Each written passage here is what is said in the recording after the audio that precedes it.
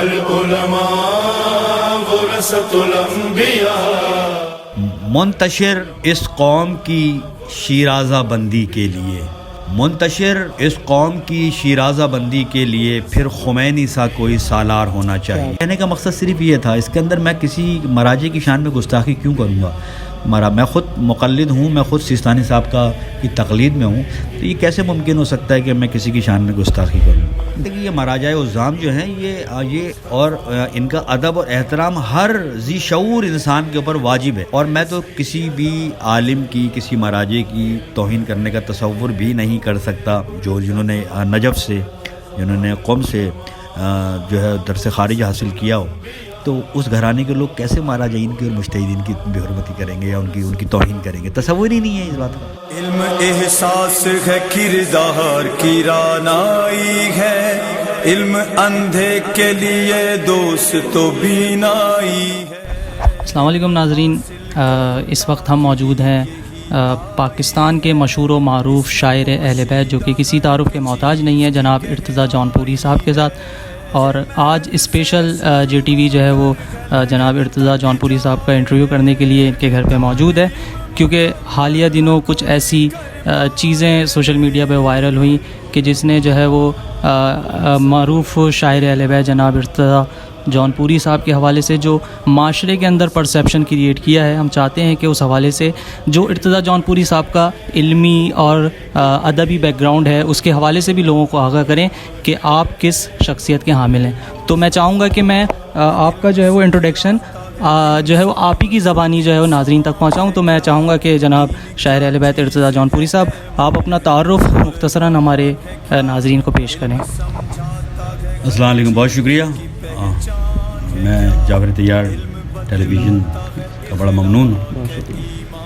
پہلی بات یہ کہ میرا ایک جو تعلق ہے وہ جونپور کے ایک علمی اور ادبی گھرانے سے ہے، اور جونپور میں مفتی محلہ کہلاتا ہے وہ علاقہ جہاں ہم لوگ رہتے تھے جونپور میں. اچھا، سب سے بڑی بات یہ کہ میرے لیے، ہمارے خاندان کے لیے ایک بہت بڑا آنر ہے کہ ہمارے دادا سید شبیر حسن زیدی، جنہیں ہندوستان میں ایک علمی شخصیت تھے اور جن کا نام کوئی ہندوستان میں لیتا نہیں تھا، ان کو جناب کہا جاتا تھا. آپ جو ہے وہ نجف میں جو ہے وہ فقہ اور منطق کا درس دیا کرتے تھے. یہ ہمارے لیے بہت بڑی سعادت ہے ہمارے خاندان کے لیے. پھر دوسری بات یہ کہ میری خود پھوپھی کا تعلق کا جو عقد ہوا وہ غفرہ ماب خاندان میں قلب مجتبیٰ صاحب کے ساتھ ہوا.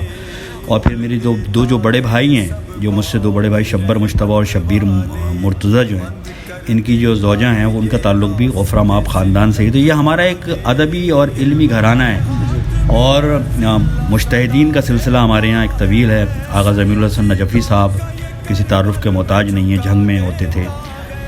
مولانا احمد علی آبدی بامبے، احتشام حیدر صاحب، مولانا احتشام حیدر صاحب ایران میں ہی ہوتے ہیں، اور ایک زمانے میں جو ہے وہ سارے معاملات یہاں کے دیکھا کرتے تھے، ہندوستان اور ایران کے، انڈیا کے.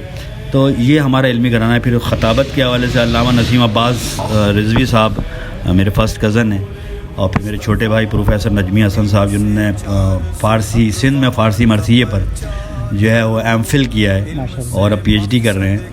تو یہ ہمارا علمی گھرانہ ہے. تو یہ ہمارا چھوٹا سا ایک مختصر سا تعارف ہے. تو اب مگر جو ہے وہ مزید آپ کچھ پوچھنا چاہیں تو بتانے کے لیے آپ کو تیار ہوں. بالکل، ہم یہی جاننا چاہ رہے تھے کہ آپ ایک ایسے علمی اور ادبی گھرانے سے تعلق رکھتے ہیں.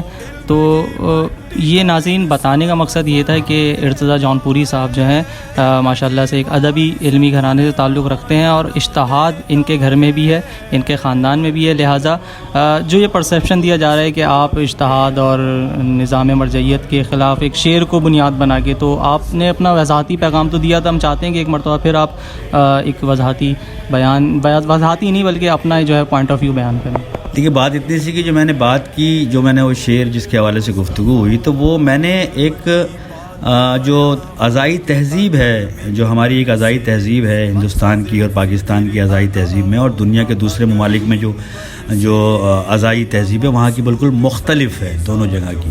تو میرا کہنے کا مقصد صرف یہ تھا، اس کے اندر میں کسی مراجع کی شان میں گستاخی کیوں کروں گا.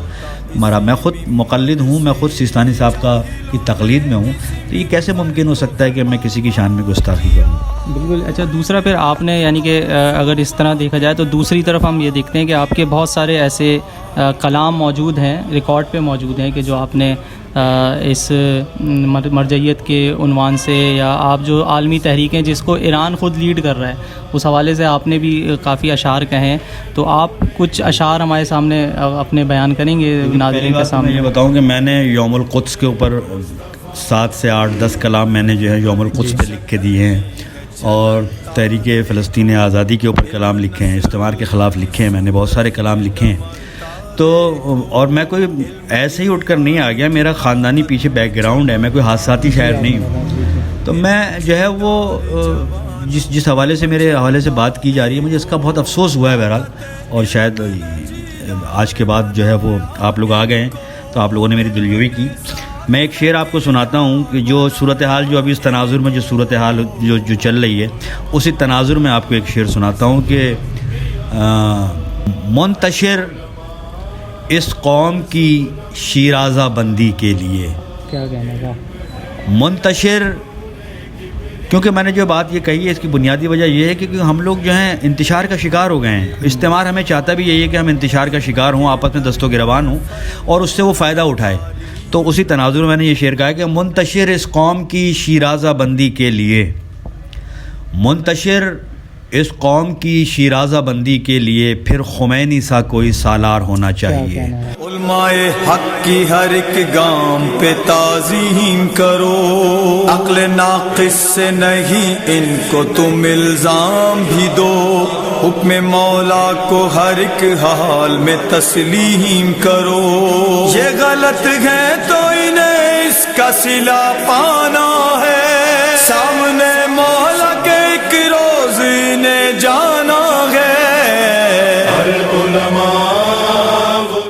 جو جنہوں نے نجف سے، جنہوں نے قوم سے جو ہے درس خارج حاصل کیا ہو، تو اس گھرانے کے لوگ کیسے مراجعین کی اور مجتہدین کی بے حرمتی کریں گے یا ان کی توہین کریں گے؟ تصور ہی نہیں ہے اس بات کا.